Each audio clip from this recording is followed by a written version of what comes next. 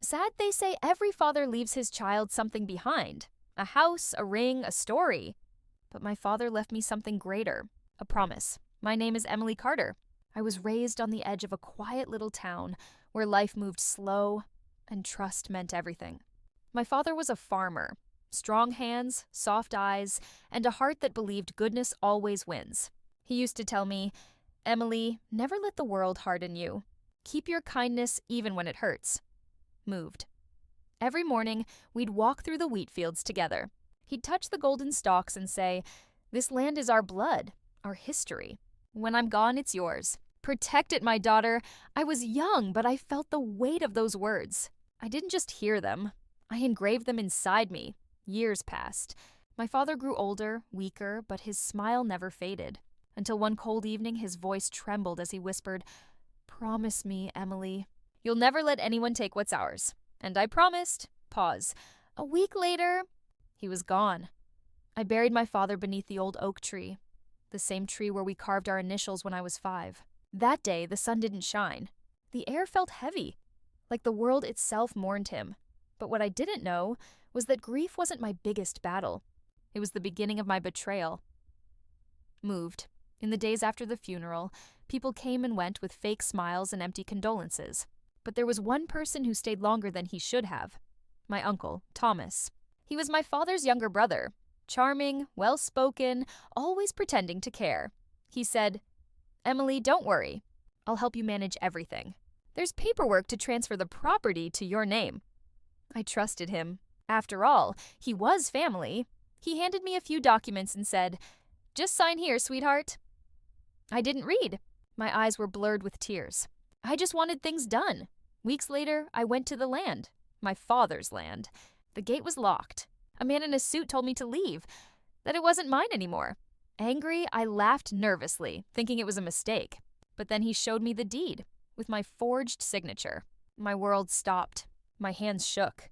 The earth beneath me felt like it was disappearing. I ran to Thomas's house. He looked me in the eyes and said coldly, "It's business, Emily. Nothing personal." Sad? That sentence shattered something inside me. I realized money could turn family into monsters. Everywhere I turned, doors closed. The lawyer who helped him wouldn't speak to me. People in town avoided my eyes. They all knew. They all stayed silent. I slept on the same cold floor my father once stood proud on, now empty, stolen, violated. Every night, I'd whisper to his photograph, "I'm sorry, Dad. I failed you." But deep down, another voice whispered back, "No, Emily, you didn't fail. You just haven't finished yet." Determined. So I stood up. I sold my jewelry, my car, and everything I owned to hire a lawyer. Everyone said I was crazy, but I wasn't fighting for land. I was fighting for truth. Months turned into years. I lost friends. I lost faith. But I didn't lose hope. One night, as I was going through old boxes of my father's belongings, I found a sealed envelope hidden behind a picture frame. Inside was a letter, my father's handwriting. It read, "Emily, if you're reading this, then life has tested you. Remember, our land isn't just soil. It's your dignity. Truth is your only weapon. Use it." Moved. Tears rolled down my face. That letter reignited the fire inside me. I gathered every proof, every record, every old photograph. I found an old friend of my father, a witness who saw the original papers before they were replaced. Finally, I took Thomas to court. The hearings were long and cruel. He smirked through every session like he'd already won.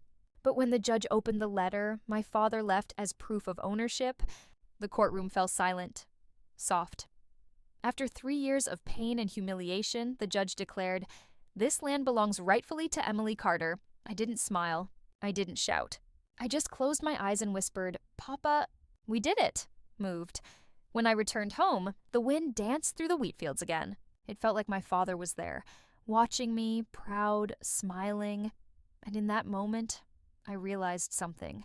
Betrayal can destroy everything you have, but it can also reveal the strength you never knew lived inside you. Soft. If this story touched your heart, please subscribe to my YouTube channel. Like, share, and comment to support us. Your support keeps these stories alive.